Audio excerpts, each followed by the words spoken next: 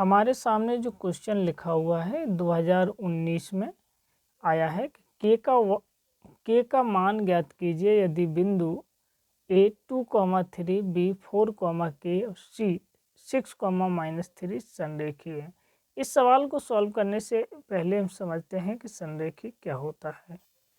अगर तीन बिंदु A B C संरेखी होंगे, मतलब एक रेखा में होंगे, तो A से B के बीच की दूरी और B से C के बीच की दूरी का जो सम निकलेगा, योग निकलेगा, वो A से C के बीच की दूरी के बराबर होना चाहिए।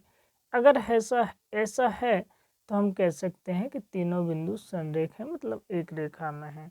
अगर ऐसा नहीं है तो हम कह सकते हैं कि तीनों बिंदु संरेख नहीं हैं। अब दूसरा ये लगा सकते हैं कि तीन बिंदु हैं तो त्रिभुज बनना चाहिए, तो अगर ये संरेख हैं तो त्रिभुज नहीं बनेगा, अर्थात तीन बिंदु संरेख होंगे यदि त्रिभुज का क्षेत्रफल 0 होगा। तो यहाँ मैं त्रिभुज के क्षेत्रफल के दो फॉर्मूले लगा दे रहा हूँ। यहाँ पहला फार्मूला, इसमें जो यूज करूँगा मैं, ये है कि त्रिभुज का क्षेत्रफल 1/2 x1/2 - y3 plus x2/3 - y1 plus x3/1 - y2।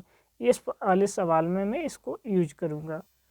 अब ये तीन बिंदु थे, इस वाले जो त्रिभुज का क्षेत्रफल, इसमें मैं इसको पुट कर दे रहा हूँ। पुट करने के बाद ये संरेखीय हैं तो त्रिभुज का क्षेत्रफल 0 रख दे रहा हूँ और सॉल्व कर दे रहा हूँ। तो के की वैल्यू क्या आ रही है? 0।